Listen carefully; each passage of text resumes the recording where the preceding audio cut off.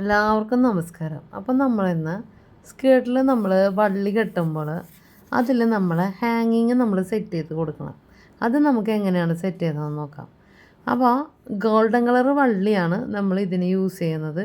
പല ടൈപ്പുള്ള പല കളറുകൾ വള്ളി കിട്ടും. അപ്പോൾ ഇതിൽ ഞാൻ ഗോൾഡൻ കളർ വള്ളിയാണ് കേട്ടോ വാങ്ങിച്ചിരിക്കുന്നത്. ഇപ്പോൾ നമ്മളൊരു ബണ്ടിൽ ഒരു കെട്ടായിട്ടാണ് മേടിക്കുന്നത്. കാരണം ഓരോ മീറ്റർ വെച്ച് നമ്മൾ പോയി വാങ്ങിക്കുമ്പോഴും ചിലപ്പോൾ 5-6 രൂപയുണ്ടാവും ഒരു മീറ്ററിന്.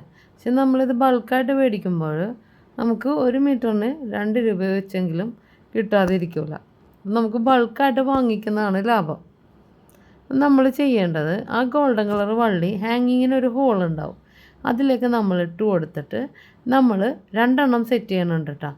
അതിലേക്ക് നമ്മൾ ഇട്ട് കൊടുത്തിട്ട് അതിനെ നമ്മൾ സാധാരണ ഒരു കെട്ടിട്ട് കൊടുക്കണ പോലെ കെട്ടിട്ട് കൊടുക്കണം. അപ്പോൾ അത് ലോക്കായി കിടക്കും. എന്നിട്ട് വേണം നമ്മൾ അതിൽ സൂചി നൂല് ഉപയോഗിച്ചിട്ട് തുന്നി കൊടുക്കാനായിട്ട്. അപ്പോൾ നല്ല കറക്റ്റായിട്ട് കിട്ടുകയും ചെയ്യും. അപ്പോൾ സ്കേർട്ടിന് ഇട്ടാൽ തന്നെ ഒരു ഭംഗിയുണ്ടാവും. അപ്പോൾ ഇത് 2 ഹാങ്ങിങ് ഉണ്ടല്ലോ, ഓരോ ഹാങ്ങിങ്ങിനും ഞാൻ ഓരോ കെട്ട് വീതമാണ് കൊടുക്കുന്നത്. അതായത് ഒരു ഹാങ്ങിങ്ങിനൊരു കെട്ട്, അടുത്ത ഹാങ്ങിങ്ങിന് വേറൊരു കെട്ട്. അപ്പോൾ കയറി ഇറങ്ങി നിൽക്കുന്ന വിധത്തിലാണ് ഞാനിത് കെട്ടിക്കൊടുക്കുന്നത്. കാരണം നമുക്ക് വലിയ ഹാങ്ങിങ് കിട്ടിയില്ല, ചെറുതാണ് കിട്ടിയത്. അപ്പോൾ അത് സ്കേർട്ടിന് ഇടുമ്പോൾ കുറച്ച് വലുതായിട്ട് തോന്നിക്കാനായിട്ടാണ് അങ്ങനെ ചെയ്ത് കൊടുത്തത്.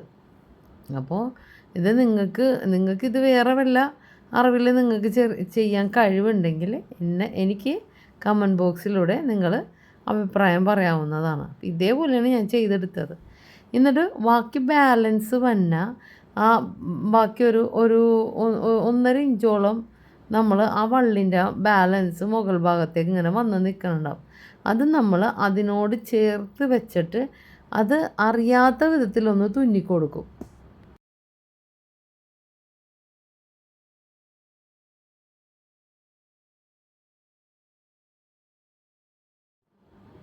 അപ്പോൾ ഇതേപോലെ വേണം നമ്മൾ തുന്നിയെടുക്കാനായിട്ട്. നോക്കിക്കേ, കയറി ഇറങ്ങി നിൽക്കുന്ന വിധത്തിൽ. വലിയ ഹാങ്ങിങ് കിട്ടാത്തതുകൊണ്ടാണ് കേട്ടോ അങ്ങനെ നമ്മൾ സെറ്റ് ചെയ്തത്.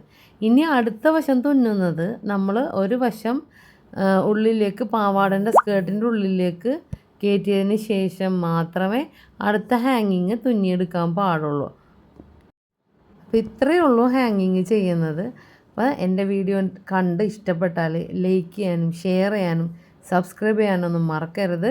പിന്നെ വീഡിയോ സ്ലോ ആണെങ്കിൽ നിങ്ങൾ പ്ലേ ബാക്ക് എടുത്തിട്ട് സ്പീഡിൽ ഇട്ടിട്ടുണ്ടെങ്കിൽ നിങ്ങൾക്ക് വീഡിയോ ഭയങ്കര സ്പീഡിൽ കാണാവുന്നതാണ്. അപ്പോൾ വീണ്ടും നല്ലൊരു വീഡിയോ ആയിട്ട് വരുന്നവരെ താങ്ക്സ് ഫോർ വാച്ചിങ്.